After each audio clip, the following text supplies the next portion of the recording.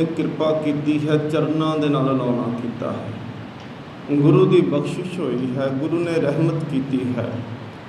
सतगुरु ने आप कृपा करके अपने चरणों के नाल जोड़ना कीता है। इत्थे चरणों के अर्थ वैसे बाणी है, शब्द है, पर जिस वेले सतगुरु महाराज सरीरक तौर पर भी मौजूद सन, सिख सतगुरु महाराज जी के चरणों तो उस वेले बलिहार जाते सी।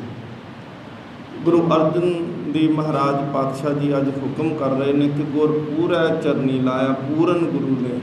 हुण सतगुरु महाराज पूरा शब्द इस करके भी लिख देंगे हैं कि संसार दे विच कई अधूरे भी ने जिहड़े अपने आप को गुरु मन के ते बैठ जाते हैं। जिवें सतगुरु गुरु तेग बहादुर महाराज पातशाह नूं गुरता गद्दी मिलती है, धन गुरु हरकृष्ण महाराज पातशाह जी बचन कह देंगे ने, बाबा बसे ग्राम बकाले। हुण सतगुरु गुरु हरकृष्ण महाराज जी ने नाम नहीं सी लिया, केवल इन्ना कहा सी कि बाबा बसे ग्राम बकाले। हुण इस गल नूं सुन के कई दंबी ते भेखी सन, धीरमल वर्गे ने भी अपना आसन ला लिया तो कहते 22 उत्थे मंजियां डट गईयां। 22 लोग सन जिहड़े अपने आप च दावा कर रहे सन कि असीं गुरु हाँ। सो सतगुरु महाराज कहते देखी किते इस भुलेखे च इस भरम दे विच ना रहे कि तैनूं गुरु दे नाल मैं जोड़िया है। हर वार जदों गल होई सतगुरु महाराज ने बाणी नूं ही गुरु आख्या है, शब्द गुरु। सतगुरु महाराज पातशाह कहते ने बाणी गुरु, गुरु है बाणी विच बाणी अमृत सारे गुर, बाणी कहे सेवक जन माने, प्रतख गुरु निस्तारे। सतगुरु महाराज पातशाह हर बार गुरु की गल करते हैं तो सतगुरु कहते हैं शब्द ही असल दे विच गुरु है। और इसे करके धन गुरु गोबिंद सिंह महाराज पातशाह जी ने आखिरी समय के अंदर जिस वेले सतगुरु महाराज भाना वरताउण लगे ने, ज्योति जोत समाउण लगते हैं, उस वेले सतगुरु महाराज ने गुरु ग्रंथ साहिब महाराज जी का प्रकाश कराया। जो मर्यादा सरीरक तौर पर गुरता गद्दी देने वास्ते वरती जाती सी, वो मर्यादा जिहड़ी सी गुरु ग्रंथ साहिब महाराज नूं गुरता गद्दी दे के सतगुरु महाराज ने किया। और वो 3 दोहरे असी प्रवान किए पंथ ने, अरदास दे विच असी शामिल किए ने। सानू पंथ वालों हुक्म है कि ये 3 दोहरे अरदास दे विच पढ़ने। पहली है आग्या भई अकाल की तबै चलायो पंथ, सब सिखन को हुक्म है गुरु मान्यो ग्रंथ, ये पहला दोहरा है। दूसरा है गुरु ग्रंथ जी मान्यो प्रगट गुरां की देह, जो प्रभ को मिल वो चाहे। जिहड़ा भी रब नूं मिलना चाहुंदा है, खोज शब्द मैं ले, वो शब्द नूं खोजे, होर कितों लभण वास्ते ना तुरे, किसी दंबी दे, किसी भेखी दे, किसी वहम भरम च पाउण वाले दे। जिहड़ा अपने आप कोई गुरु बन के बैठा है उस दे वाले पासे ना तुर पवे, क्योंकि इस तरह की हकीकत अज भी वापरदी पई है। गुरु दे नालों असी टुटन का जिदन यतन करते हैं ना, असी गुरु का लड़ छड्डदे हां तो सानू अपने लड़ दे नाल लाउण वाले बथेरे ने जिहड़े अपने आप नूं गुरु कहंदे ने। इत्थों तक कि गुरु गोबिंद सिंह महाराज पातशाह जी जिस वेले गुरता गद्दी देंदे ने, अनेकां हवाले ने, रवायतां मौजूद ने, पर कुछ लोग ऐसे ने जिहड़े कहंदे ने कि गुरु गोबिंद सिंह महाराज पातशाह जी जिस वेले ज्योति जोत समाउणा सी, उस दिन कुछ दिन पहलां उस तो एक बाबा बालक सिंह होए ने, उन्होंने गुरता गद्दी दे दी। गुरु साहब गए जंगलों के विच गए तो उत्थे बाबा बालक सिंह जी मिल गई, उन्होंने गुरता गद्दी दी। वो 11वें गुरु ने तो अज तक 11वां 12वां 13वां 14वें तक पहुँच चुके हैं। गुरु नानक देव महाराज पातशाह जी तो सिੱਖੀ का इतिहास पढ़ के देखो, सिੱਖੀ का इतिहास सानू कहता है कि गुरु नानक ने भी जिस दिन गुरता गद्दी दी सी, उस दिन भरे इकट्ठ दे विच दित्ती सी। गुरु अंगद देव महाराज ने जिस दिन गुरता गद्दी दी सी, गुरु अमरदास महाराज नूं लुक छिप के नहीं दी सी, भरे इकट्ठ संगत के इकट्ठ दे विच दित्ती सी। ते जिस दिन गुरु अमरदास महाराज ने गुरता गद्दी दी, गुरबाणी दे विच हवाले ने सब सिख बंदप पुत भाई रामदास पैरी पाया। इहदा मतलब कि उत्थे सिख सन, उत्थे रिश्तेदार सन, उत्थे पुत्र धीआं मौजूद सन। जिस दिन भी सतगुरु महाराज गुरता गद्दी बख्शिश करते हैं, चलो गुरु हरकृष्ण महाराज जी की असी गल करते हैं ਗੁਰੂ ਤੇਗ ਬਹਾਦਰ ਮਹਾਰਾਜ ਬਾਬੇ ਬਕਾਲੇ ਨੇ ਸਰੀਰਕ ਤੌਰ ਤੇ ਉੱਥੇ ਮੌਜੂਦ ਨਹੀਂ, ਪਰ ਜਿਸ ਦਿਨ ਸਤਿਗੁਰੂ ਮਹਾਰਾਜ ਗੁਰਤਾ ਗੱਦੀ ਦੀ ਮਰਿਆਦਾ ਕਰਦੇ ਨੇ, ਸਰੀਰਕ ਤੌਰ ਤੇ ਅਜੇ ਉੱਠਿਆ ਨਹੀਂ ਜਾ ਰਿਹਾ, ਚੇਚਕ ਦਾ ਪਹਿਰਾ ਬਹੁਤ ਤੇ ਸਰੀਰ ਜਿਹੜਾ ਸੀ ਉਹ ਨਿਢਾਲ ਹੋਇਆ ਪਿਆ ਸੀ, ਕੇਵਲ ਅੱਖਾਂ ਖੋਲੀਆਂ ਨੇ। ਮਾਤਾ ਜੀ ਨੇ ਪੁੱਛਿਆ ਸੀ, ਮਾਤਾ ਕ੍ਰਿਸ਼ਨ ਕੌਰ ਜੀ ਨੇ, ਸਤਿਗੁਰੂ ਮਹਾਰਾਜ ਸੰਗਤ ਉਦਾਸ ਹੈ, ਸੰਗਤ ਨੂੰ ਕਿਸ ਦੇ ਲੜ ਲਾ ਕੇ ਚੱਲੇ ਹੋ? ਤੇ ਗੁਰੂ ਹਰਕ੍ਰਿਸ਼ਨ ਮਹਾਰਾਜ ਨੇ ਕੇਵਲ ਇੰਨੇ ਬਚਨ ਕਹੇ ਸੀ, ਬਾਬਾ ਬਸੇ ਗ੍ਰਾਮ ਬਕਾਲੇ। ਤੇ ਜੋ ਮਰਿਆਦਾ ਸੀ ਕਿ 5 ਪੈਸੇ ਨਾਰੀਅਲ, ਕਹਿੰਦੇ ਪ੍ਰਕਰਮਾ ਵੀ ਆਪ ਨਹੀਂ ਕੀਤੀ, ਉਸ ਦਿਨ ਹੱਥ ਦੇ ਨਾਲ ਪ੍ਰਕਰਮਾ ਕਰਕੇ ਕਿਹਾ ਸੀ। ਔਰ ਉਸ ਦਿਨ ਵੀ ਸੰਗਤ ਦੀ ਹਾਜ਼ਰੀ ਦੇ ਵਿੱਚ ਕਿਹਾ ਸੀ ਕਿ ਅੱਜ ਤੋਂ ਬਾਅਦ ਜਿਹੜੇ ਨੇ ਬਾਬਾ ਬਕਾਲੇ ਦੇ ਵਿੱਚ ਆ ਤੇ ਉਹ ਗੁਰਤਾ ਗੱਦੀ ਤੇ ਬਿਰਾਜਮਾਨ ਨੇ। ਹੁਣ ਗੁਰੂ ਗੋਬਿੰਦ ਸਿੰਘ ਮਹਾਰਾਜ ਪਾਤਸ਼ਾਹ ਜੀ ਨੂੰ ਕੀ ਲੋੜ ਪੈ ਜਾਣੀ ਸੀ ਕਿ ਝਾੜੀਆਂ ਦੇ ਵਿੱਚ ਜਾ ਕੇ, ਜੰਗਲਾਂ ਦੇ ਵਿੱਚ ਜਾ ਕੇ ਇੱਕ ਇਕੱਲੇ ਬੰਦੇ ਨੂੰ ਗੁਰਤਾ ਗੱਦੀ ਦੇ ਆਉਂਦੇ, ਜਦ ਕਿ ਪੰਥਕ ਹਵਾਲੇ ਸਾਨੂੰ ਕਹਿੰਦੇ ਪਏ ਨੇ ਕਿ ਆਗਿਆ ਭਈ ਅਕਾਲ ਕੀ ਤਬੇ ਚਲਾਇਓ ਪੰਥ, ਸਭ ਸਿੱਖਣ ਕੋ ਹੁਕਮ ਹੈ ਗੁਰੂ ਮਾਨਿਓ ਗ੍ਰੰਥ। ਗੁਰੂ ਗ੍ਰੰਥ ਦੀ ਮਾਨਿਓ ਪ੍ਰਗਟ ਗੁਰਾਂ ਕੀ ਦੇਹ, ਜੋ ਪ੍ਰਭ ਕੋ ਮਿਲ ਬੋਚ ਹੈ। ਜਿੰਨੇ ਰੱਬ ਨੂੰ ਮਿਲਣਾ ਹੈ ਨਾ, ਉਹ ਖੋਜ ਸ਼ਬਦ ਮੈਂ ਲਏ, ਉਸ ਸ਼ਬਦ ਨੂੰ ਖੋਜਣਾ ਸ਼ੁਰੂ ਕਰ ਦਿਓ। ਸਤਿਗੁਰੂ ਮਹਾਰਾਜ ਪਾਤਸ਼ਾਹ ਜੀ, ਉਹਨਾਂ ਨੇ ਸਤਿਗੁਰੂ ਮਹਾਰਾਜ ਜੀ ਨੇ ਗੁਰੂ ਗ੍ਰੰਥ ਸਾਹਿਬ ਮਹਾਰਾਜ ਨੂੰ ਗੁਰਤਾ ਗੱਦੀ ਦਿੱਤੀ। ਪਰ ਸ਼ਬਦ ਦੀ ਗੱਲ ਬਾਰ-ਬਾਰ ਕੀਤੀ ਸਤਿਗੁਰੂ ਮਹਾਰਾਜ ਨੇ ਕਿ ਸ਼ਬਦ ਹੀ ਗੁਰੂ ਹੈ, ਸ਼ਬਦ ਗੁਰ ਪੀਰਾ ਗਹਿਰ ਗੰਭੀਰਾ, ਬਿਨ ਸ਼ਬਦੇ ਜਗ ਬਉਰਾਨੰ। ਸਤਿਗੁਰੂ ਮਹਾਰਾਜ ਕਹਿੰਦੇ ਜੇਕਰ ਰੱਬ ਨੂੰ ਮਿਲਣਾ ਹੈ, ਸਤਿਗੁਰ ਕੀ ਆਗਿਆ ਸਤ ਸਤ ਕਰ ਮਾਨੋ, ਇਉਂ ਆਤਮ ਰਾਮੇ ਲੀਨਾ ਹੈ। ਸਤਿਗੁਰੂ ਗੁਰੂ ਰਾਮਦਾਸ ਮਹਾਰਾਜ ਜੀ ਦੇ ਪਰਥਾਏ 'ਚ ਭੱਟ ਸਾਹਿਬਾਨ ਨੇ ਸਵਈਏ ਲਿਖਦਿਆਂ ਇੱਕ ਸਵਈਏ 'ਚ ਬਚਨ ਕੀਤੇ ਨੇ। ਕਹਿਣ ਲੱਗੇ, ਸੇਵਕ ਸਿੱਖ ਸਦਾ ਅਤ ਲੁਬਤ, ਅਲ ਸਮੂਹ ਜੋ ਕੁਸਮ ਸੁਵਾਸੀ, ਵਿਦਿਆਮਾਨ ਗੁਰ ਆਪ ਥੱਬਿਓ ਥਿਰ ਸਾਚੋਂ ਤਖਤ ਗੁਰੂ ਰਾਮਦਾਸੇ। ਗੁਰਬਾਣੀ ਦੇ ਵਿੱਚ ਵੀ ਸਤਿਗੁਰੂ ਮਹਾਰਾਜ ਨੇ ਅਨੇਕਾਂ ਉਦਾਹਰਨਾਂ ਦਿੱਤੀਆਂ ਨੇ ਕਿ ਸਿੱਖ ਜਿਹੜਾ ਏ ਉਹ ਇਵੇਂ ਆ ਜਿਵੇਂ ਕਮਲ ਦੇ ਫੁੱਲ ਦੇ ਉੱਤੋਂ ਭੌਰਾ ਕੁਰਬਾਨ ਜਾਂਦਾ ਹੈ। ਸਿੱਖ ਦੀ ਪ੍ਰੀਤ ਗੁਰੂ ਦੇ ਚਰਨਾਂ ਦੇ ਨਾਲ ਇਵੇਂ ਦੀ ਏ ਜਿਵੇਂ ਗੁਰੂ ਦੇ ਚਰਨ ਕਮਲ ਸ਼ਬਦ ਅਸੀਂ ਅਸਲ ਦੇ ਵਿੱਚ ਵਰਤਦੇ ਹਾਂ, ਔਰ ਗੁਰਬਾਣੀ 'ਚ ਕਈ ਜਗ੍ਹਾ 'ਤੇ ਵਰਤੇ ਕਿ ਚਰਨ ਕਮਲਾਂ ਤੋਂ ਸਿੱਖ ਇਵੇਂ ਕੁਰਬਾਨ ਜਾਂਦਾ ਹੈ ਜਿਵੇਂ ਭੌਰਾ ਜਿਹੜਾ ਹੈ ਕਮਲ ਦੇ ਫੁੱਲ ਤੋਂ ਕੁਰਬਾਨ ਜਾਂਦਾ ਹੈ, ਜ਼ਿੰਦਗੀ ਦੀ ਵੀ ਪਰਵਾਹ ਨਹੀਂ ਕਰਦਾ। ਸ਼ਹਿਦ ਦੀ ਮੱਖੀ ਹਰ ਵੇਲੇ ਰਸ ਚੂਸਣ ਵਾਸਤੇ ਫੁੱਲ ਦੇ ਆਸੇ-ਪਾਸੇ ਮੰਡਰਾਉਂਦੀ ਰਹਿੰਦੀ ਹੈ। ਸਤਿਗੁਰੂ ਮਹਾਰਾਜ ਜੀ ਦੇ ਵਾਸਤੇ ਬਚਨ ਕਹਿੰਦੇ ਨੇ, ਸਤਿਗੁਰੂ ਮਹਾਰਾਜ ਸੇਵਕ ਸਿੱਖ ਸਦਾ ਅਤ ਲੁਬਤ, ਇਵੇਂ ਤੁਹਾਡੇ ਉੱਤੇ ਉਹ ਲੁਭਾਏਮਾਨ ਹੁੰਦੇ ਆ, ਇਵੇਂ ਤੁਹਾਡੇ ਚਰਨਾਂ ਦੇ ਨਾਲ ਉਹ ਪਿਆਰ ਕਰਦੇ ਨੇ। ਕਿਵੇਂ ਕਰਦੇ? ਕਹਿੰਦੇ ਜਿਵੇਂ ਅਲ ਸਮੂਹ ਜੋ ਕੁਸਮ ਸੁਬਾਸੇ, ਅਲ ਭੌਰਿਆਂ ਦਾ ਸਮੂਹ ਜਿਹੜਾ ਹੈ ਉਹ ਕੁਸਮ ਫੁੱਲ ਦੇ ਨਾਲ ਪਿਆਰ ਕਰਦਾ ਹੈ। ਪਰ ਸਤਿਗੁਰੂ ਮਹਾਰਾਜ ਕੁਝ ਐਸੇ ਵੀ ਨੇ ਜਿਹੜੇ ਤੁਹਾਡੇ ਕੋਲ ਬੈਠਣਾ ਵੀ ਪਸੰਦ ਨਹੀਂ ਕਰਦੇ। ਜੇ ਘੜੀ ਆ ਕੇ ਬੈਠ ਵੀ ਜਾਣ ਤੇ ਸਤਿਗੁਰੂ ਮਹਾਰਾਜ ਉਹ ਕਹਿੰਦੇ ਨੇ ਕਿ ਕਿਹੜਾ ਵੇਲਾ ਹੋਵੇ ਇੱਥੋਂ ਚਲੇ ਜਾਈਏ। ਸਤਿਗੁਰੂ ਮਹਾਰਾਜ ਪਾਤਸ਼ਾਹ ਜੀ ਨੇ ਪੁੱਛਿਆ, ਜਦੋਂ ਸਵਾਲ ਸਿੱਖਾਂ ਨੇ, ਉਦਾਹਰਨ ਦਿੱਤੀ ਗੁਰੂ ਅਮਰਦਾਸ ਮਹਾਰਾਜ ਜੀ ਦੇ ਬਚਨ ਨੇ, ਕਹਿੰਦੇ ਜਿਨ ਕੇ ਚਿੱਤ ਕਠੋਰ ਹੈ ਸੇ ਬਹਿ ਨਾ ਸਤਿਗੁਰ ਪਾਸ।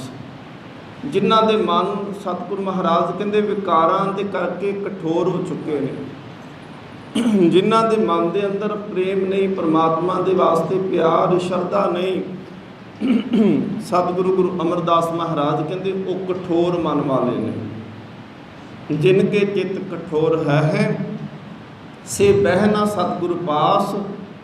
ਕਹਿੰਦੇ ਕਿਉਂ ਨਹੀਂ ਬੈਠਦੇ? ਕਹਿੰਦੇ ਉੱਥੇ ਸੱਚ ਵਰਤਦਾ ਕੁੜਿਆਰਾ ਚਿੱਤ ਉਦਾਸ। ਕਹਿੰਦੇ ਗੁਰੂ ਜਿਹੜਾ ਹੈ ਨਾ ਜੀ, ਗੁਰੂ ਕਿਸੇ ਦੇ ਵਾਸਤੇ ਇਹਦੇ 'ਚ ਲਿਹਾਜ਼ ਕੋਈ ਨਹੀਂ। ਸਤਿਗੁਰੂ ਮਹਾਰਾਜ ਕਹਿੰਦੇ ਜੇ ਮੇਰਾ ਆਪਣਾ ਵੀ ਕੋਈ ਗਲਤੀ ਕਰੇ ਤਾਂ ਮੈਂ ਉਹਦਾ ਵੀ ਲਿਹਾਜ਼ ਨਹੀਂ ਕਰਦਾ। ਸਤਿਗੁਰੂ ਮਹਾਰਾਜ ਪਾਤਸ਼ਾਹ ਜੀ ਨੇ ਧਾਰਮਿਕ ਆਗੂ ਸੀ, ਰਾਜਨੀਤਿਕ ਆਗੂ ਸੀ, ਸਮਾਜਿਕ ਆਗੂ ਸੀ।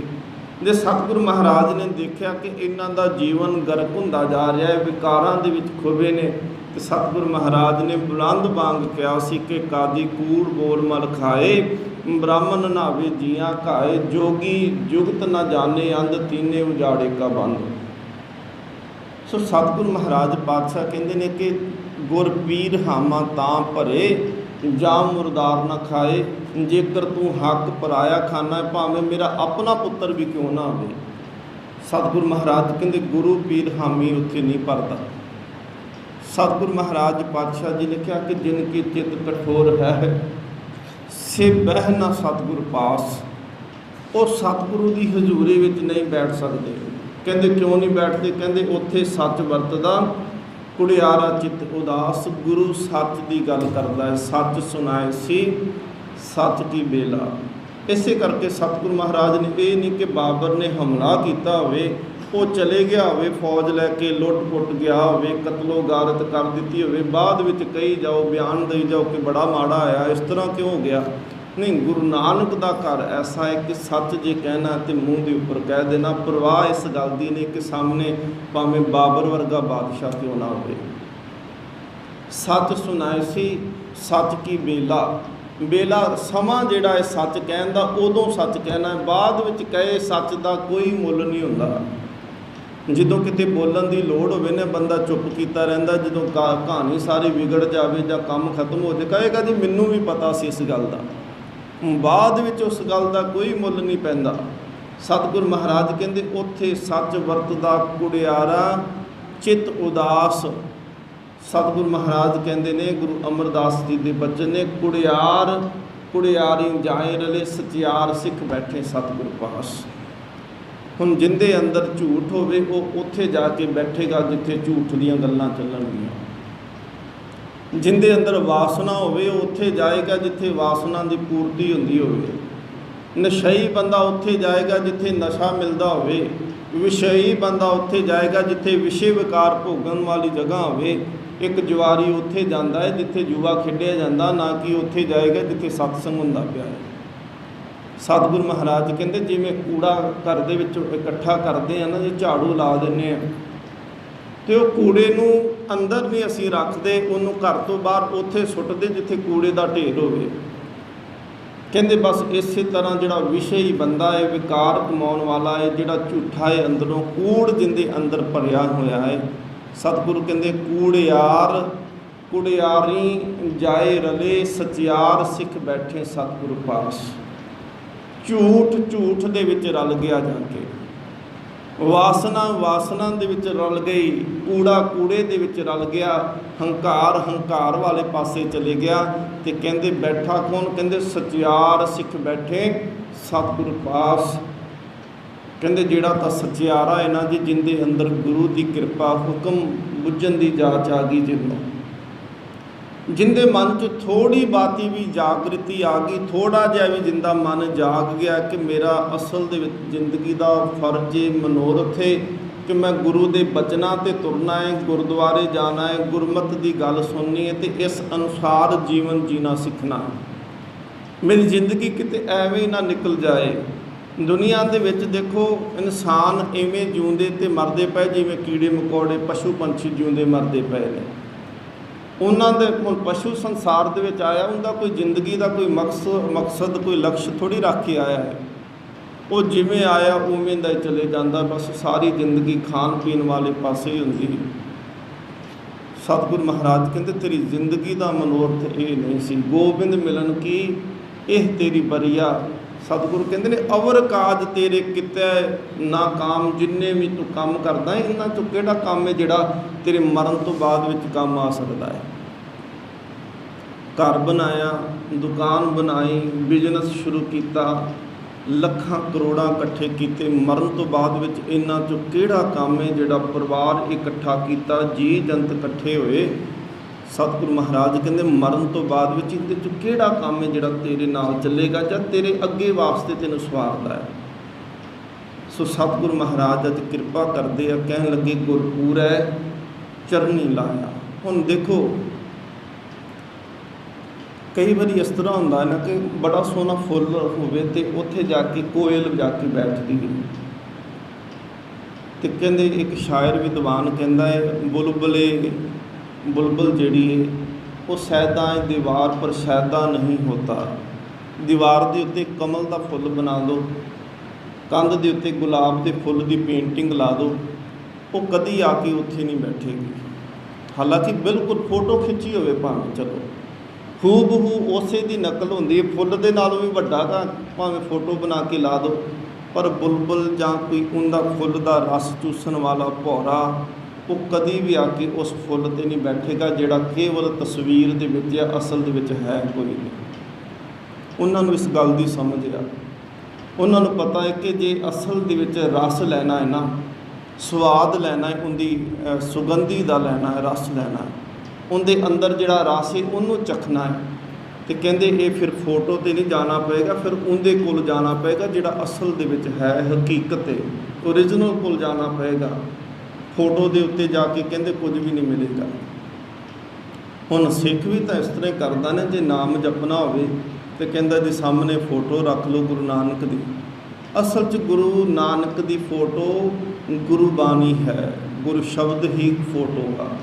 ਗੁਰਮੂਰਤ ਗੁਰ ਸ਼ਬਦ ਵਿਚਾਰ, ਗੁਰੂ ਦੀ ਬਾਣੀ ਦੀ ਵਿਚਾਰ ਕਰਨੀ ਹੀ ਗੁਰੂ ਦੀ ਅਸਲ ਦੇ ਵਿੱਚ ਮੂਰਤ ਹੈ। ਭਾਵੇਂ ਇਹਨੂੰ ਮੂਰਤੀ ਕਹਿਣਾ ਸ਼ੁਰੂ ਕਰ ਦਿਓ, ਭਾਵੇਂ ਫੋਟੋ ਕਹਿਣਾ ਸ਼ੁਰੂ ਕਰ ਦਿਓ। ਔਰ ਇੱਕ ਗੱਲ, ਚਲੋ ਗੱਲ ਵਿੱਚ ਆ ਗਈ ਹੈ ਕਿ ਗੁਰੂ ਨਾਨਕ ਦੇਵ ਮਹਾਰਾਜ ਪਾਤਸ਼ਾਹ ਜੀ ਦਾ 550 ਆ ਰਿਹਾ ਸਾਲਾ ਸ਼ਤਾਬਦੀ ਅਸੀਂ ਮਨਾਉਣੀ ਹੈ। ਔਰ ਸਾਡੇ 'ਚ ਸ਼ਰਧਾ ਵੀ ਬੜੀ ਇਸ ਗੱਲ ਦੀ, ਬਿਲਕੁਲ ਸ਼ੱਕ ਵੀ ਨਹੀਂ ਕੀਤਾ ਜਾ ਸਕਦਾ ਕਿ ਸਾਡੇ ਵਿੱਚ ਸ਼ਰਧਾ ਭਾਵਨਾ ਨਹੀਂ।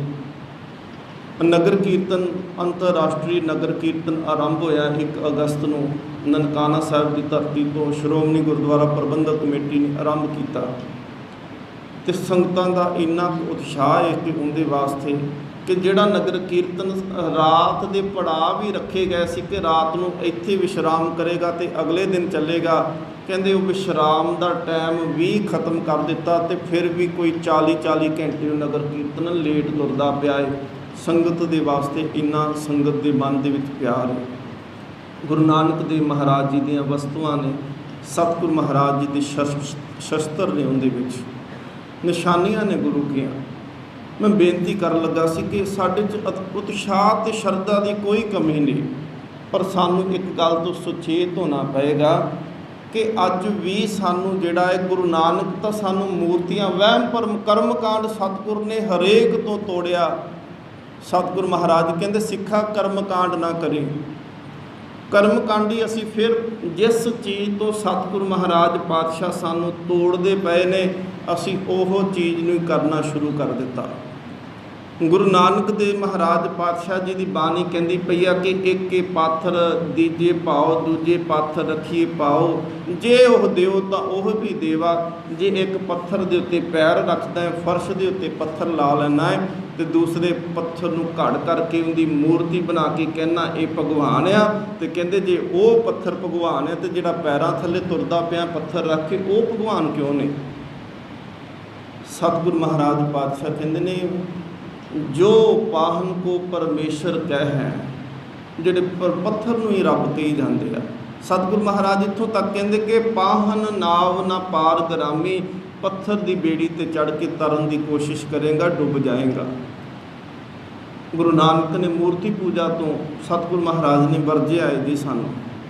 ਹਰ ਬਿਨ ਹੋਰ ਨਾ ਪੂਜੋ, ਮੜੇ ਮਸਾਨ ਨਾ ਜਾਏ। ਸਤਿਗੁਰ ਮਹਾਰਾਜ ਕਹਿੰਦੇ ਬ੍ਰਤ ਗੋਰ ਮੜੀ ਮੱਟ ਭੂਲ ਨਾ ਮਾਨੇ।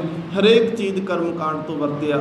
ਮੈਂ ਦੇਖ ਕੇ ਹੈਰਾਨ ਹੁੰਦਿਆ ਸੀ ਕਿ ਸਤਿਗੁਰ ਮਹਾਰਾਜ ਪਾਤਸ਼ਾਹ ਕਹਿੰਦੇ ਆਹ ਕਰਮਕਾਂਡ ਹੀ ਆ ਨਾ ਜੀ, ਆਹ ਰੱਖੜੀ ਵੀ ਬੰਨਣਾ। ਚਲੋ ਇਹ ਵਿਸ਼ੇ ਦੇ ਉੱਪਰ ਅੱਜ ਨਹੀਂ ਕੱਲ੍ਹ ਨੂੰ ਆਪਾਂ ਖੁੱਲ੍ਹ ਕੇ ਵਿਚਾਰ ਕਰਨੀ, ਪਰ ਦੇਖੋ ਅਸੀਂ ਗੁਰੂ ਘਰ ਦੇ ਵਿੱਚ ਹੀ ਆਹ ਸਾਹਮਣੇ ਜੰਗਲੇ ਦੇ ਨਾਲ ਕਿੰਨੀਆਂ ਕੁ ਰੱਖੜੀਆਂ ਬੰਨ੍ਹ ਦਿੱਤੀਆਂ। ਹਾਲਾਂਕਿ ਇਹ ਗੁਰਮਤਿ ਮਰਿਆਦਾ ਨਹੀਂ, ਇਹ ਸਾਡੀ ਰੀਤ ਵੀ ਨਹੀਂ, ਸਾਡਾ ਰਿਵਾਜ ਵੀ ਨਹੀਂ, ਸਾਡਾ ਤਿਉਹਾਰ ਵੀ ਨਹੀਂ, ਪਰ ਅਸੀਂ ਪਤਾ ਨਹੀਂ ਉਹ ਕਰਮਕਾਂਡਾਂ ਦੇ ਵਿੱਚ ਪੈ ਜਾਂਦੇ ਹਾਂ। ਗੁਰੂ ਨਾਨਕ ਦੇਵ ਮਹਾਰਾਜ ਪਾਤਸ਼ਾਹ ਜੀ ਦੀਆਂ ਮੂਰਤੀਆਂ ਬਣਨੀਆਂ ਸ਼ੁਰੂ ਹੋ ਗਈਆਂ।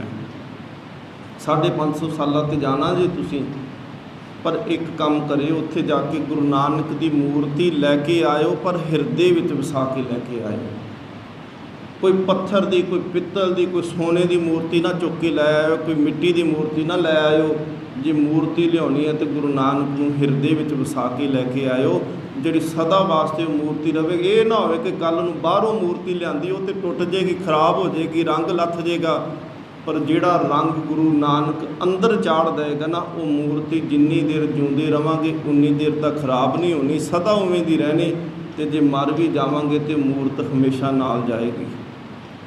ਸਤਿਗੁਰ ਮਹਾਰਾਜ ਪਾਤਸ਼ਾਹ ਜੀ ਦੇ ਉਹਨਾਂ ਨੇ ਮੂਰਤੀ ਪੂਜਾ ਦਾ ਵਿਰੋਧ ਕੀਤਾ ਤੇ ਅੱਜ ਮੂਰਤੀਆਂ ਦੇ ਨਾਲ ਜੋੜਿਆ ਜਾ ਰਿਹਾ। ਸਿੰਘ ਸਾਹਿਬ ਗਿਆਨੀ ਰਘਬੀਰ ਸਿੰਘ ਉਹਨਾਂ ਨੇ ਇੱਕ ਵੀਡੀਓ ਦੇ ਰਾਹੀਂ ਸੰਦੇਸ਼ ਵੀ ਸਿੱਖ ਕੌਮ ਨੂੰ ਦਿੱਤਾ। ਕਹਿੰਦੇ ਧਿਆਨ ਰੱਖਿਓ, ਸੁਚੇਤ ਰਹਿਓ, ਕਿਤੇ ਇਸ ਤਰ੍ਹਾਂ ਨਾ ਹੋਵੇ ਕਿ ਗੁਰੂ ਨਾਨਕ ਦੀ ਸ਼ਤਾਬਦੀ ਮਨਾਉਂਦਿਆਂ ਅਸੀਂ ਉਸ ਉਪਦੇਸ਼ ਨੂੰ ਹੀ ਭੁੱਲ ਜਾਈਏ ਜਿਹੜਾ ਉਪਦੇਸ਼ ਗੁਰੂ ਨਾਨਕ ਨੇ 550 ਸਾਲ ਪਹਿਲਾਂ ਦਿੱਤਾ ਸੀ। ਔਰ ਅਸੀਂ ਕਈ ਵਾਰੀ ਇੱਦਾਂ ਭੁੱਲਦੇ ਵੀ ਜਾ ਰਹੇ ਹਾਂ। ਬਹੁਤ ਕੁਝ ਹੈ ਜੀ ਅਸੀਂ ਛੱਡਦੇ ਜਾ ਰਹੇ। ਅਸੀਂ ਗੁਰਬਾਣੀ ਪੜ੍ਹਨੀ ਆਪ ਛੱਡ ਦਿੱਤੀ ਤੇ ਸਾਡੇ 'ਚ ਕਰਮਕਾਂਡ ਆਉਣੇ ਸ਼ੁਰੂ ਹੋ ਗਏ। ਕਰਮਕਾਂਡ ਆਉਣ ਲੱਗ ਪਏ ਜੀ ਸਾਡੇ ਵਿੱਚ। ਸਤਿਗੁਰੂ ਮਹਾਰਾਜ ਨੇ ਸਾਨੂੰ ਤੱਕ ਭਰਮਾਂ 'ਚੋਂ ਕੱਢਿਆ ਸੀ। ਸਤਿਗੁਰੂ ਮਹਾਰਾਜ ਤੇ ਕਹਿੰਦੇ ਸੀ ਭਵਖੰਡਨਾ ਕੈਸੀ ਆਰਤੀ ਹੋਏ। ਸਤਿਗੁਰੂ ਮਹਾਰਾਜ ਪਾਤਸ਼ਾਹ ਜੀ ਦੀਆਂ ਅੱਜ ਅਸੀਂ ਆਰਤੀਆਂ ਉਤਾਰਨੀਆਂ ਸ਼ੁਰੂ ਕਰ ਦਿੱਤੀਆਂ। ਕਿਉਂ? ਅਸੀਂ ਬਾਣੀ ਨਹੀਂ ਨਾ ਪੜ੍ਹੀ। ਗੁਰੂ ਤਾਂ ਕਹਿੰਦਾ ਪਿਆ ਸੀ ਕਿ ਗਗਨ ਮੈਂ ਥਾਲ ਰਵ ਚੰਦ ਦੀਪਕ ਬਨੇ ਤਾਰਕਾ ਮੰਡਲ ਜਨਕ ਮੋਤੀ ਧੂਪ ਮਲਿਆਨ ਲੋ ਪਵਨ ਚਵਰ ਕਰੇ ਸਗਲ ਬਨਰਾਏ ਫੁਲੰਤ ਜੋਤੀ ਕੈਸੀ ਆਰਤੀ ਹੋਏ ਪਵਖੰਡਨਾ ਤੇਰੀ ਆਰਤੀ। ਹੁਣ ਆਰਤੀ ਦਾ ਸ਼ਬਦ ਵੀ ਸਿੱਖ ਪੜ੍ਹਦਾ ਹੋਵੇ ਤੇ ਥਾਲੀ ਦੇ ਵਿੱਚ ਦੀਵੇ ਵੀ ਜਗਾਏ ਹੋਣ ਤੇ ਗੁਰੂ ਗ੍ਰੰਥ ਸਾਹਿਬ ਮਹਾਰਾਜ ਜੀ ਦੀ ਆਰਤੀਆਂ ਹੀ ਉਤਾਰੀ ਜਾਏ, ਫਿਰ ਇਹਦਾ ਮਤਲਬ ਕਿ ਅਸੀਂ ਗੁਰਬਾਣੀ ਕੇਵਲ ਪੜ੍ਹੀ ਆ, ਸਮਝੀ ਨਹੀਂ। ਸਤਿਗੁਰੂ ਮਹਾਰਾਜ ਕਹਿੰਦੇ ਆਰਤੀ ਤਾਂ ਰੱਬ ਦੀ ਤਾਂ ਹਰ ਵੇਲੇ ਹੁੰਦੀ ਪਈ ਹੈ। 2 ਦੀਵੇ ਤੇ ਹਰ ਵੇਲੇ ਜਗਦੇ ਪਏ ਆ। ਸੂਰਜ ਤੇ ਚੰਦਰਮਾ ਦੀਵੇ ਆ ਨਾ, ਤੇ ਆ ਜਿਹੜਾ ਆਕਾਸ਼ ਆ ਇਹ ਥਾਲ ਏ, ਤਾਰਕਾ ਮੰਡਲ ਜਨਕ ਮੋਤੀ ਵਿੱਚ ਪਏ ਹੋਏ ਨੇ, ਮੋਤੀ ਨੇ। ਧੂਪ ਮਲਿਆਨ ਲੋ, ਮਲਿਆਨ ਪਰਬਤ ਦੀ ਜਿਹੜੀ ਸੁਗੰਧੀ ਆ ਉਹ ਧੂਪ ਦਾ ਕੰਮ ਕਰਦੀ ਏ। ਚੌਰ ਜਿਹੜੀ ਆ ਉਹ ਹਵਾ ਕਰਦੀ ਪਈ। ਸਤਿਗੁਰੂ ਮਹਾਰਾਜ ਤੇਰੀ ਆਰਤੀ ਤਾਂ ਹਰ ਵੇਲੇ ਹਰ ਸਮੇਂ ਹੁੰਦੀ ਪਈ ਹੈ ਤੇ ਅਸੀਂ ਕਿਵੇਂ ਤੇਰੀ ਉਤਾਰ ਸਕਦੇ ਹਾਂ ਆਰਤੀ। ਸੋ ਸਤਿਗੁਰੂ ਮਹਾਰਾਜ ਪਾਤਸ਼ਾਹ ਕਹਿੰਦੇ ਭਰਮ ਦੇ ਵਿੱਚੋਂ ਕੱਢਣ ਵਾਲਾ ਅਸਲ ਦੇ ਵਿੱਚ ਗੁਰੂ ਹੁੰਦਾ ਹੈ, ਜਿਹੜਾ ਭਰਮਾਂ ਦੇ ਵਿੱਚ ਪਾ ਦੇ, ਭੁਲੇਖਿਆਂ ਦੇ ਵਿੱਚ ਪਾ ਦੇ। ਹੁਣ ਦੇਖੋ ਇੱਕ ਕਰਮ ਕਾਂਡੀ ਹੈ ਮਹੇਸ਼ਾ ਜੋਗੀ, ਗੜ੍ਹ ਸ਼ੰਕਰ ਦਾ ਉਹ ਰਹਿਣ ਵਾਲਾ ਹੈ ਤੇ ਉਹਨੇ ਲੋਕਾਂ ਦੇ ਵਿੱਚ ਇੱਕ ਆਵਾਜ਼, ਇੱਕ ਅਫਵਾਹ ਫੈਲਾ ਦਿੱਤੀ ਕਿ ਮੈਨੂੰ ਰੱਬ ਨੇ ਦਰਸ਼ਨ ਦਿੱਤੇ ਨੇ। ਉਹਨੇ ਕਿਹਾ ਕਿ ਜਿਹੜਾ ਤੇਰੇ ਦਰਸ਼ਨ ਕਰ ਲੇਗਾ ਮੈਨੂੰ 1 ਸਾਲ ਵਾਸਤੇ ਸਵਰਗ ਦੇ ਦਾਂਗਾ। 5-7 ਉਹਨੇ ਚੇਲੇ ਰੱਖੇ ਸੀ, ਉਹਨਾਂ ਨੇ ਲੋਕਾਂ 'ਚ ਪ੍ਰਚਾਰ ਕਰਨਾ ਸ਼ੁਰੂ ਕਰ ਦਿੱਤਾ ਕਿ ਮਹਾਰਾਜ ਜੀ ਨੂੰ ਰੱਬ ਨੇ ਦਰਸ਼ਨ ਦਿੱਤੇ ਨੇ ਤੇ ਉਹਨਾਂ ਨੇ ਕਿਹਾ ਕਿ 1 ਸਾਲ ਵਾਸਤੇ ਸਵਰਗ ਮਿਲ ਜਾਣਾ ਜਿਹੜਾ ਇਹਨਾਂ ਦੇ ਦਰਸ਼ਨ ਕਰ ਲੇਗਾ। ਲੋਕਾਂ ਦੀ ਭੀੜ ਇਕੱਠੀ ਹੋ ਗਈ।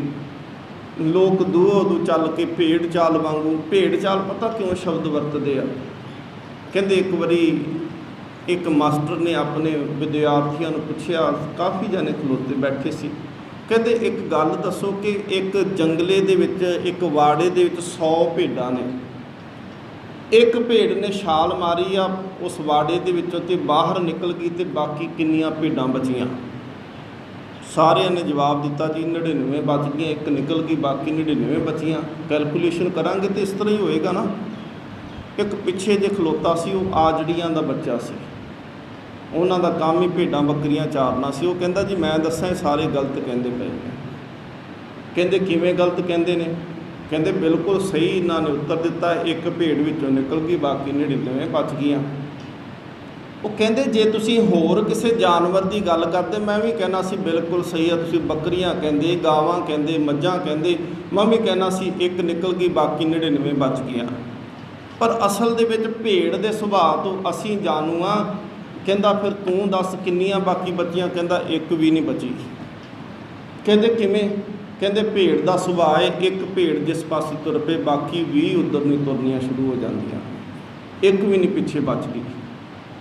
ਇਹ ਹਕੀਕਤ ਹੁੰਦੀ ਆ ਭੇਡ ਚਾਲ। ਇਸੇ ਕਰਕੇ ਕਹਿੰਦੇ ਕਿ ਕੋਈ ਕਰਮਕਾਂਡ ਨਵਾਂ ਜਿਹਾ ਸ਼ੁਰੂ ਹੋਵੇ ਨਾ, ਕੋਈ ਨਵਾਂ ਜਿਹਾ ਵਹਿਮ ਭਰਮ ਕੋਈ ਪਾਵੇ, ਬੰਦਾ ਦੌੜ ਕੇ ਉਸ ਪਾਸੇ ਨੂੰ ਜਾਂਦਾ ਹੈ ਤੇ ਜਿਹੜੇ ਉਹਦੇ ਵਰਗੇ ਹੁੰਦੇ ਆ ਨਾ ਉਹ ਵੀ ਪਿੱਛੇ ਪਿੱਛੇ ਦੌੜਦੇ ਨੇ। ਮਹੇਸ਼ੇ ਦੇ ਪਿੱਛੇ ਬਹੁਤ ਦੌੜੇ, ਸਾਰੇ ਹੀ ਗਏ। ਹੁਣ ਉਹਦਾ ਹੰਕਾਰ ਹੋਰ ਵੱਧ ਗਿਆ, ਹੋਰ ਉਹ ਸੀਨਾ ਉੱਚਾ ਕਰਕੇ ਬੈਠਣ ਲੱਗ ਪਿਆ। ਉਹਨੇ ਫਿਰ ਹੰਕਾਰ 'ਚ ਪੁੱਛਿਆ, ਕਹਿੰਦਾ ਕੋਈ ਰਹਿ ਤੇ ਨਹੀਂ ਗਿਆ ਜਿਹਨੇ ਮੇਰੇ ਦਰਸ਼ਨ ਨਾ ਕੀਤੇ ਹੋਵਣ ਨਾ? ਉਹ ਕਹਿੰਦੇ ਜੀ ਇੱਕ ਰਹਿ ਗਿਆ ਜੀ। ਕਹਿੰਦੇ ਕੌਣ? ਕਹਿੰਦੇ ਗੁਰੂ ਅਰਜਨ ਦੇਵ ਮਹਾਰਾਜ ਜੀ ਦਾ ਸਿੱਖ ਆ ਤੇ ਨਾਂ ਆ ਉਹਦਾ ਤਿਲਕੂ, ਭਾਈ ਤਿਲਕੂ, ਉਹ ਰਹਿ ਗਿਆ ਜੀ। ਕਹਿੰਦੇ ਜਾਓ ਉਹਨੂੰ ਵੀ ਬੁਲਾ ਕੇ ਆਓ, ਹੋ ਸਕਦਾ ਉਹਨੂੰ ਪਤਾ ਨਾ ਲੱਗਿਆ ਹੋਵੇ, ਮੇਰੇ ਦਰਸ਼ਨ ਕਰ ਲਵੇ, ਉਹਨੂੰ ਵੀ 1 ਸਾਲ ਮਿਲ ਜਾਏਗਾ। ਉਹ ਜਦੋਂ ਕਹਿਣ ਵਾਸਤੇ ਗਏ ਉਹਨਾਂ ਨੇ ਕਿਹਾ ਮੈਨੂੰ ਨਹੀਂ ਸਾਲ ਚਾਹੀਦਾ। ਉਹ ਕਹਿੰਦਾ ਜੀ ਮੈਨੂੰ ਸਾਲ ਨਹੀਂ ਚਾਹੀਦਾ। ਉਹ ਕਹਿੰਦਾ ਨਹੀਂ, ਉਹਨੂੰ ਕਹਿ ਕੇ ਜੇ ਸਾਲ ਨਹੀਂ ਚਾਹੀਦਾ ਤੈਨੂੰ ਜ਼ਿਆਦਾ ਸਮਾਂ ਦਵਾ ਦਾਂਗਾ, ਮੈਂ ਕਹਿ ਦਾਂਗਾ ਰੱਬ ਨੂੰ ਤੈਨੂੰ 2-4 ਸਾਲ ਵੱਧ ਵੀ ਮਿਲ ਸਕਦੇ, ਤੂੰ ਆ ਅੱਜ ਕਹਿੰਦੇ ਇਹ ਸਮਾਂ ਸੁਭਾਗ ਵਾਲਾ ਬਣਿਆ, ਕਰਮਾਂ ਵਾਲਾ ਅੱਜ ਦਿਨ ਹੈ, ਤੇ ਤੂੰ ਵੀ ਆ ਕੇ ਦਰਸ਼ਨ ਕਰ ਲਾ। ਉਹ ਫਿਰ ਗਏ ਕਹਿਣ ਵਾਸਤੇ, ਉਹਨੇ ਦਰਵਾਜ਼ਾ ਬੰਦ ਕਰਤਾ, ਕਹਿੰਦਾ ਮੇਰੇ ਵੱਲੇ ਨਾ ਹੁਣ ਆਇਓ। ਜਦੋਂ ਉਹਨਾਂ ਨੇ ਕਿਹਾ, ਕਹਿੰਦੇ ਉਹਨੇ ਤਾਂ ਬੂਹਾ ਮਾਰ ਲਿਆ ਹੈ। ਕਹਿੰਦਾ ਚੱਲ ਕੋਈ ਨਹੀਂ, ਜੇ ਉਹ ਨਹੀਂ ਆਉਣਾ ਚਾਹੁੰਦਾ, ਮੈਂ ਇੰਨਾ ਪਰਉਪਕਾਰੀ, ਮੈਂ ਆਪ ਜਾ ਕੇ ਦਰਸ਼ਨ ਦੇ ਆਉਣਾ। ਉਹ ਗਿਆ ਜੀ, ਉਹਨੇ ਬੂਹਾ ਖੜਕਾਇਆ, ਕਹਿੰਦੇ ਬੂਹਾ ਖੋਲ੍ਹ, ਮੈਂ ਆਇਆ। ਕਹਿੰਦੇ ਕੌਣ? ਕਹਿੰਦੇ ਮਹੇਸ਼ਾ ਜੋਗੀ, ਤੈਨੂੰ ਦਰਸ਼ਨ ਦੇਣ ਆਇਆ। ਕਹਿੰਦੇ ਜਾ ਚਲੇ ਜਾ, ਤੇਰੇ ਦਰਸ਼ਨਾਂ ਦੀ ਮੈਨੂੰ ਕੀ ਲੋੜ ਹੈ। ਕਹਿੰਦੇ ਤੈਨੂੰ ਸਵਰਗ ਮਿਲੇਗਾ। ਕਹਿੰਦੇ ਮੈਂ ਸਵਰਗ ਕੀ ਕਰਨਾ ਹੈ, ਰਾਜ ਨਾ ਚਾਹੂੰ ਮੁਕਤ ਨਾ ਚਾਹੂੰ, ਮਨ ਪ੍ਰੀਤ ਚਰਨ ਕਮਲਾਰੇ। ਕਹਿੰਦੇ ਜਿੰਨੇ ਰੱਬ ਦੇ ਪਰਮਾਤਮਾ ਦੇ ਚਰਨਾਂ ਨਾਲ ਪ੍ਰੀਤ ਜੋੜੀ ਹੋਵੇ, ਜਿੰਦਾ ਪਿਆਰ ਗੁਰੂ ਅਰਜਨ ਦੇਵ ਮਹਾਰਾਜ ਨਾਲ ਹੋਵੇ, ਉਹਨੇ ਸਵਰਗ ਨਰਕ ਨੂੰ ਕੀ ਕਰਨਾ। ਉਹ ਕਹਿੰਦਾ ਬੂਹਾ ਤੇ ਇੱਕ ਵਾਰੀ ਖੋਲ। ਕਹਿੰਦਾ ਨਹੀਂ ਮੈਂ ਨਹੀਂ ਖੋਲ੍ਹਣਾ, ਮੈਂ ਤਾਂ ਤੇਰੇ ਵਰਗੇ ਦੇ ਮੱਥੇ ਨਹੀਂ ਲੱਗਣਾ ਚਾਹੁੰਦਾ। ਉਹ ਕਹਿੰਦਾ ਨਹੀਂ, ਇੱਕ ਵਾਰੀ ਬੂਹਾ ਖੋਲ, ਜਿੰਦਾ ਨਿਸ਼ਚਾ ਭਰੋਸਾ ਇੰਨਾ ਪੱਕਾ ਹੈ ਕਿ ਉਹ ਕਰਮ ਕਾਂਡ ਨਹੀਂ ਕਰਨਾ ਚਾਹੁੰਦਾ, ਉਹ ਕੇਵਲ ਗੁਰੂ ਦੇ ਨਾਲ ਜੁੜਿਆ ਹੈ। ਉਹਨੂੰ ਪਤਾ ਹੈ ਕਿ ਆਹ ਕਰਮ ਕਾਂਡ ਨੇ ਕੇਵਲ ਧੋਖਾ ਹੈ, ਫਰੇਬ ਹੈ, ਝੂਠਿਆਂ ਦੇ ਲੜ ਦੇ ਨਾਲ ਨਹੀਂ ਲੱਗਣਾ, ਸੱਚਿਆਂ ਦੇ ਨਾਲ ਜੁੜਨਾ ਹੈ। ਕਹਿੰਦੇ ਮੈਨੂੰ ਐਸੇ ਮੈਂ ਸਿੱਖ ਦੇ ਦਰਸ਼ਨ ਕਰਨਾ ਚਾਹੁੰਦਾ। ਕਹਿੰਦੇ ਤੂੰ ਇੱਕ ਵਾਰੀ ਮੈਨੂੰ ਦਰਸ਼ਨ ਦੇ। ਫਿਰ ਭਾਈ ਤਿਲਕੂ ਜੀ ਨੇ ਦਰਵਾਜ਼ਾ ਖੋਲ੍ਹਿਆ, ਚਰਨਾਂ 'ਚ ਡਿੱਗ ਪਿਆ। ਕਹਿੰਦਾ ਮੈਂ ਸੱਚੀ ਮੁੱਚੀ ਕਰਮ ਕਾਂਡ ਹੀ ਕਰਦਾ ਪਿਆ ਸੀ, ਵਿਖਾਵਾ ਹੀ ਕਰੀ ਜਾਂਦਾ ਸੀ, ਪਰ ਕਹਿੰਦਾ ਮੈਨੂੰ ਉਸ ਗੁਰੂ ਦੇ ਦਰਸ਼ਨ ਤੇ ਕਰਾ, ਜਿੰਦੇ ਤੇ ਇੰਨਾ ਭਰੋਸਾ ਤੂੰ ਕਰਕੇ ਬੈਠਾ। ਸਤਿਗੁਰੂ ਗੁਰੂ ਅਰਜਨ ਦੇਵ ਮਹਾਰਾਜ ਕਹਿੰਦੇ ਗੁਰਪੂਰੈ ਚਰਨੀ ਲਾਇਆ। ਗੁਰੂ ਪੂਰਨ ਜੇਕਰ ਮਿਲ ਜਾਏ ਤੇ ਉਹਦੇ ਚਰਨਾਂ ਦੇ ਨਾਲ ਜੁੜ ਜਾਈਏ, ਤੇ ਪੂਰਨ ਗੁਰੂ ਇਸ ਵੇਲੇ ਕੇਵਲ ਗੁਰੂ ਗ੍ਰੰਥ ਸਾਹਿਬ ਮਹਾਰਾਜ ਹੈ, ਕੋਈ ਹੋਰ ਗੁਰੂ ਨਾ ਲੱਭਣ ਤੁਰ ਪਈਏ। ਸਤਿਗੁਰੂ ਮਹਾਰਾਜ ਕਹਿੰਦੇ ਨੇ ਹਰ ਸੰਗ ਸਹਾਈ ਪਾਇਆ, ਸਹਾਇਤਾ ਕਰਨ ਵਾਲਾ, ਹਰ ਥਾਂ ਤੇ ਮੌਜੂਦ ਰਹਿਣ ਵਾਲਾ, ਪ੍ਰਾਪਤ ਉਹ ਪਰਮਾਤਮਾ ਹੋਇਆ। ਜਹ ਜਾਈਏ ਤਹਾਂ ਸੁਹੇਲੇ। ਹੁਣ ਜਿੱਥੇ ਵੀ ਜਾਈਦਾ ਉੱਥੇ ਹੀ ਸਹਾਈ ਹੁੰਦਾ ਹੈ, ਸੁਹੇਲਾ ਹੋ ਜਾਂਦਾ ਹੈ, ਸੁੱਖ ਵਾਲੀ ਥਾਂ ਬਣਾ ਦਿੰਦਾ ਹੈ। ਕਰ ਕਿਰਪਾ ਪ੍ਰਭ ਮੇਲੇ। ਉਸ ਵਾਹਿਗੁਰੂ ਮਾਲਕ ਨੇ ਆਪ ਕਿਰਪਾ ਕਰਕੇ ਮਿਲਾਪ ਕਰਾਇਆ ਹੈ। ਹਰ ਗੁਣ ਗਾਵੋ ਸਦਾ ਸੁਭਾਈ। ਪਿਆਰ ਦੇ ਵਿੱਚ ਆਪਣੇ ਮਨ ਨੂੰ ਰੰਗ ਕੇ ਕਹਿੰਦੇ ਉਹਦੇ ਗੁਣ ਗਾਇਆ ਕਰ। ਮਨ ਚਿੰਦੇ ਸਗਲੇ ਫਲ ਪਾਵੋ, ਜੀ ਕੈ ਸੰਗ ਸਹਾਈ। ਜੋ ਵੀ ਕੁਛ ਤੈਨੂੰ ਚਾਹੀਦਾ ਸਤਿਗੁਰ ਮਹਾਰਾਜ ਕਹਿੰਦੇ ਉਹ ਹਰੇਕ ਮਨ ਦੀ ਇੱਛਾ ਪੂਰੀ ਕਰਨ ਵਾਲਾ ਫਲ ਤੈਨੂੰ ਮਿਲ ਜਾਏਗਾ, ਜੇਕਰ ਗੁਰੂ ਤੇਰੇ ਹਿਰਦੇ ਵਿੱਚ ਵਸੇ। ਰਹਾਓ ਵਿਸ਼ਰਾਮ ਦੇ ਕੇ ਕਹਿੰਦੇ ਨੇ ਨਾਰਾਇਣ ਪ੍ਰਾਨ ਆਧਾਰਾ। ਉਹ ਮਾਲਕ ਜਿਹੜਾ ਹੈ ਸਾਡੇ ਪ੍ਰਾਣਾਂ ਦਾ, ਸਾਡੇ ਸਵਾਸਾਂ ਦਾ ਆਸਰਾ ਹੈ। ਹਮ ਸੰਤ ਜਨਾਂ ਰੇ ਨਾਰਾ।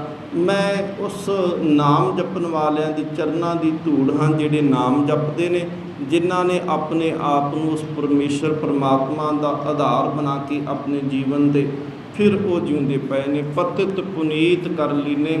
ਉਹ ਮਾਲਕ ਪਾਪੀਆਂ ਨੂੰ ਵੀ ਸੰਤ ਬਣਾ ਦਿੰਦਾ ਹੈ। ਅੰਮ੍ਰਿਤ ਦ੍ਰਿਸ਼ਟ ਪੇਖੇ ਹੋਏ ਸੰਤ। ਕਰ ਕਿਰਪਾ ਜਿਸ ਦੀਨੇ। ਜਿਸ ਪਰਮਾਤਮਾ ਆਪ ਕਿਰਪਾ ਕਰਕੇ ਇਹ ਦਾਤ ਦਿੰਦਾ ਹੈ। ਪਾਰ ਬ੍ਰਹਮ ਕਰੇ ਪ੍ਰਤਪਾਲਾ। ਉਹ ਮਾਲਕ ਪਾਰ ਬ੍ਰਹਮ ਜਿਹੜਾ ਹੈ, ਜਿੰਦਾ ਕੋਈ ਪਾਰਾਵਾਰ ਨਹੀਂ, ਉਹ ਆਪ ਪ੍ਰਤਪਾਲਨਾ ਕਰਦਾ ਹੈ। ਸਦ ਜੀ ਸੰਗ ਰਖਵਾਲਾ। ਤੇ ਜੀਵਾਂ ਦੇ ਸਦਾ ਅੰਗ ਸੰਗ ਰਖਵਾਲਾ ਬਣਦਾ ਹੈ। ਹਰ ਦਿਨ ਰੈਨ ਕੀਰਤਨ ਗਾਈਏ। ਦਿਨ ਰਾਤ ਹਰ ਵੇਲੇ ਹਰ ਸਮੇਂ ਕੀਰਤਨ, ਉਸ ਦੀ ਉਸਤਤ, ਉਸ ਦੀ ਵਡਿਆਈ ਹਰ ਵੇਲੇ ਗਾਉਂਦੇ ਰਹੀਏ। ਬਹੁੜ ਨਾ ਜੋਨੀ ਪਾਈਏ। ਜਿਹੜਾ ਹਰ ਵੇਲੇ ਕੀਰਤਨ ਕਰੀ ਜਾਂਦਾ ਹੈ ਨਾ, ਵਾਜਿਆਂ ਤਬਲਿਆਂ ਨਾਲ ਹਰ ਵੇਲੇ ਨਹੀਂ ਹੋ ਸਕਦਾ, 24 ਘੰਟੇ ਨਹੀਂ ਹੋ ਸਕਦਾ। ਕੀਰਤੀ ਹੋ ਸਕਦੀ, ਰੱਬ ਦੀ ਵਡਿਆਈ ਹਰ ਵੇਲੇ ਹੋ ਸਕਦੀ ਹੈ। ਜਿਹੜਾ ਹਰ ਵੇਲੇ ਵਾਹਿਗੁਰੂ ਵਾਹਿਗੁਰੂ ਜਪੀ ਜਾਂਦਾ ਹੈ, ਉਹਦੀ ਵਡਿਆਈ, ਉਹਦੀ ਸ਼ੋਭਾ ਕਰੀ ਜਾਂਦਾ ਹੈ। ਸਤਿਗੁਰੂ ਕਹਿੰਦੇ ਨੇ ਬਹੁੜ ਨਾ ਜੋਨੀ ਪਾਈਏ। ਉਹ ਦੁਬਾਰਾ ਜੂਨਾਂ ਦੇ ਵਿੱਚ ਨਹੀਂ ਪਏਗਾ। ਜਿਸ ਦੇਵੈ ਪੁਰਖ ਵਿਦਾਤਾ। ਜਿਸ ਮਾਲਕ ਨੇ ਆਪ ਕਿਰਪਾ ਕਰਕੇ ਵਿਦਾਤੇ ਕਰਤਾਰ ਨੇ ਇਹ ਕਿਰਪਾ ਕੀਤੀ ਹੈ। ਹਰ ਰਸ ਤਿਨ ਹੀ ਜਾਤਾ। ਉਹਨੇ ਹੀ ਇਹ ਨਾਮ ਦਾ ਰਸ ਪ੍ਰਾਪਤ ਕੀਤਾ ਹੈ। ਜਮ ਕੰਕਰ ਨੇੜ ਨਾ ਆਇਆ। ਜਮਾਂ ਦੇ ਜਿਹੜੇ ਦੂਤ ਨੇ, ਧਰਮਰਾਜ ਦੇ ਦੂਤ ਜਿਹੜੇ ਜਮ ਨੇ, ਕਹਿੰਦੇ ਉਹ ਵੀ ਉਹਦੇ ਲਾਗੀ ਨਹੀਂ ਆਉਂਦੇ। ਕਿਉਂ ਨਹੀਂ ਆਉਂਦੇ? ਕਿਉਂਕਿ ਉਹ ਉਸ ਸ਼ਰਨ ਦੇ ਵਿੱਚ ਚਲੇ ਜਾਂਦਾ ਹੈ। ਸੁਖ ਨਾਨਕ ਸ਼ਰਨੀ ਪਾਇਆ। ਜਿੱਥੇ ਸੁੱਖਾਂ ਦਾ ਦਾਤਾ ਵਸਦਾ ਹੈ, ਗੁਰੂ ਦੇ ਚਰਨਾਂ ਦੇ ਵਿੱਚ ਤਾਂ ਧਰਮਰਾਜ ਵੀ ਨਹੀਂ ਜਾ ਸਕਦਾ, ਤੇ ਉਹਦੇ ਦੂਤ ਕਿਵੇਂ ਜਾ ਸਕਦੇ ਆ। ਸੋ ਸਤਿਗੁਰ ਮਹਾਰਾਜ ਪਾਤਸ਼ਾਹ ਬਖਸ਼ਿਸ਼ ਰਹਿਮਤ ਕਰੇ। ਨਾਮ ਜਪੀਏ, ਪੂਰਨ ਗੁਰੂ ਦੇ ਚਰਨਾਂ ਨਾਲ ਲੱਗੀਏ, ਕਰਮ ਕਾਂਡ ਛੱਡੀਏ, ਤੇ ਸਤਿਗੁਰੂ ਮਹਾਰਾਜ ਜੀ ਦੀ ਬਖਸ਼ਿਸ਼ ਦੇ ਪਾਤਰ ਬਣੀਏ। ਸ਼ਬਦ ਦੇ ਨਾਲ ਜੁੜ ਕੇ, ਸ਼ਬਦ ਦੀ ਵਿਚਾਰ ਦੇ ਨਾਲ ਜੁੜ ਕੇ, ਬਾਣੀ ਦੇ ਨਾਲ ਜੁੜ ਕੇ, ਸਹਿਜ ਪਾਠ ਨਾਲ ਜੁੜ ਕੇ ਜੀਵਨ ਜਿਹੜਾ ਹੈ ਸਫਲਾ ਕਰੀਏ। ਬੋਲਦਿਆਂ ਹੋਈਆਂ ਬੇਅੰਤ ਭੁੱਲਾਂ ਦੀ ਖਿਮਾ। ਬੁਲਾਓ ਫਤਿਹ ਆਖੋ ਜੀ। ਵਾਹਿਗੁਰੂ ਜੀ ਕਾ ਖਾਲਸਾ, ਵਾਹਿਗੁਰੂ ਜੀ ਕੀ ਫਤਿਹ।